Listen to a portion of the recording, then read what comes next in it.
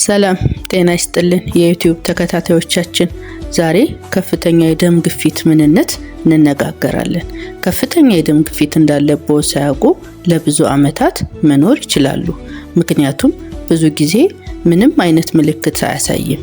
ስለዚህም ጸጥ ያለው ገዳይ ተብሎ በአብዛኛው ጊዜ ይጠራል። ከፍተኛ የደም ግፊት ምንነት፣ የደም ግፊት ማለት ደም በደም ወሳጅ ቧንቧዎች ውስጥ በሚፈስበት ጊዜ በቧንቧዎቹ ግድግዳ ላይ የሚያሳየው የግፊት ሂደት ነው።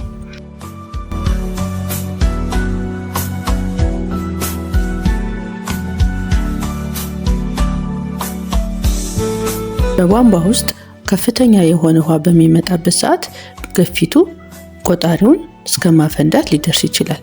እንደዛ አስቡት የደም ግፊት።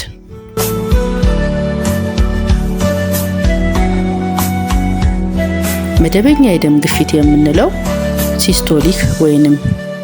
ሲስቶሊክ የምንለው ከ90 እስከ 120 ድረስ፣ ዲያስቶሊክ የምንለው ደግሞ ልባችን እረፍት መረጭታ በምታርፍበት ጊዜ ያለው የግፊት መጠን ከ60 እስከ 80 ሲሆን፣ ቅድመ ከፍተኛ የደም ግፊት የምንለው ደግሞ ከ120 እስከ 139 ሲስቶሊኩ፣ ዲያስቶሊኩ ደግሞ ከ80 እስከ 89 በሚሆንበት ጊዜ ይህን ቅድመ ከፍተኛ የደም ግፊት እንለዋለን።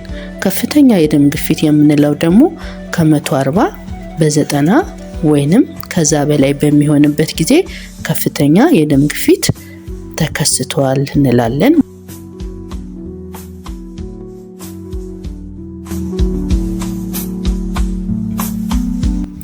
ይህ የደም ግፊት ለምን ይከሰታል የሚለው ተጋላጭነታቸውስ የትኞቹ ሰዎች ናቸው በሚለውን በምናይበት ጊዜ የኩላሊት ህመምተኞች ካሉ፣ እድሜያችን እየጨመረ በሚሄድበት ጊዜ፣ ወይንም በቤተሰብ ውስጥ በዚህ በሽታ በደም ግፊት በሽታ ታሪክ ያለባቸው ሰዎች ካሉ፣ ከመጠን በላይ የሰውነት ውፍረት ወይም ግዝፈት ካለ፣ የአካል እንቅስቃሴ የማናዘወትር ከሆነ፣ ሲጋራ ማጨስ ያለባቸው የሚያዘወትሩ ሰዎች ላይ፣ ከመጠን በላይ አልኮል የሚጠጡ የሚያዘወትሩ ሰዎች እና በተጨማሪ ደግሞ ብዙ ጨው በምግባቸው ላይ የሚጠቀሙ ሰዎች የመጋለጥ እድላቸው ከፍ ያለ ነው። ጭንቀትና ውጥረት የሚያዘወትሩ ሰዎች፣ በእነዚህ ላይ ይህ በሽታ የመከሰት እድሉ ከፍ ያለ ነው ማለት ነው።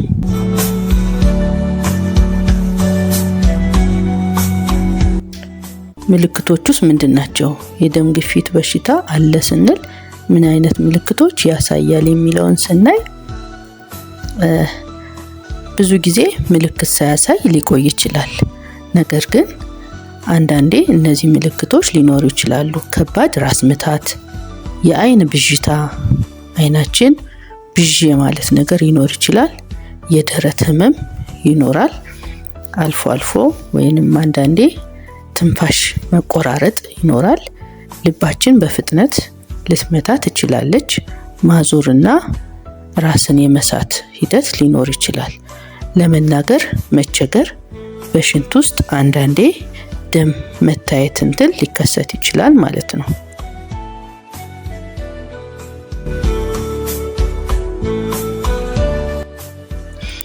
የሚያስከትሉት አደጋዎች ምን ሊሆን ይችላል?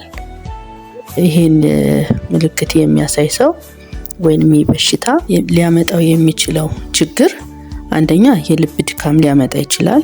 ልባችን በጣም በፍጥነት ለሰውነታችን ደም ለመርጨት ስትታገል የደም ስሮች ደግሞ ስለሚጠቡ በዛ ሰዓት ምን ትሆናለች? ልብ በጣም ስራ ይበዛባታል፣ ጫና ይበዛባታል። የልብ ድካም ሊኖር ይችላል።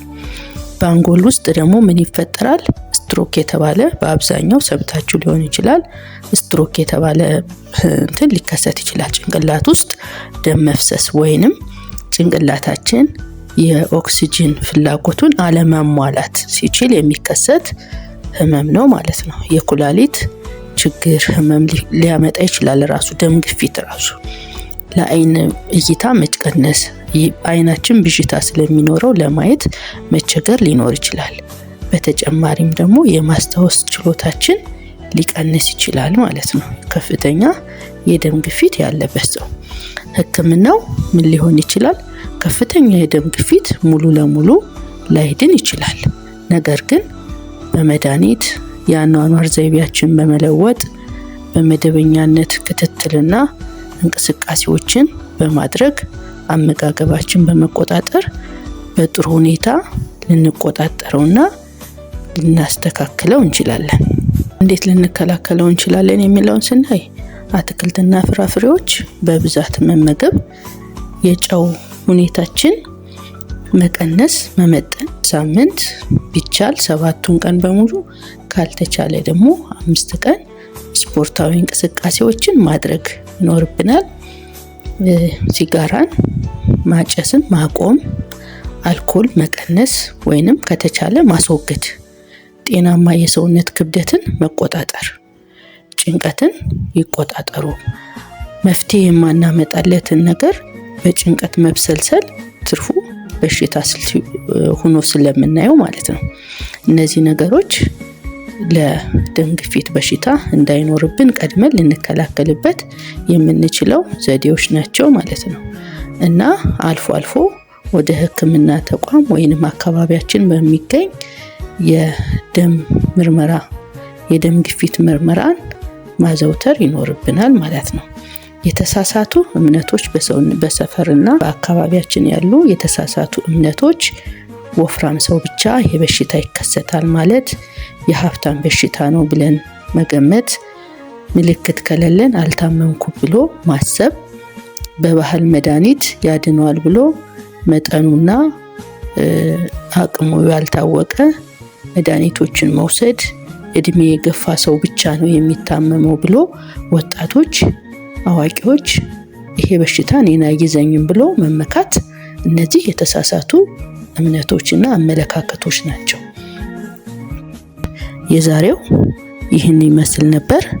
ይህ መረጃ ጠቃሚ ሆኖ ካገኛችሁት ላይክ፣ ሰብስክራይብ እና ሼር ማድረጋችሁን አትርሱ። ጥያቄ አስተያየት ካላችሁ ኮሜንት ላይ ጻፉልን፣ እንመልሳለን። አመሰግናለሁ።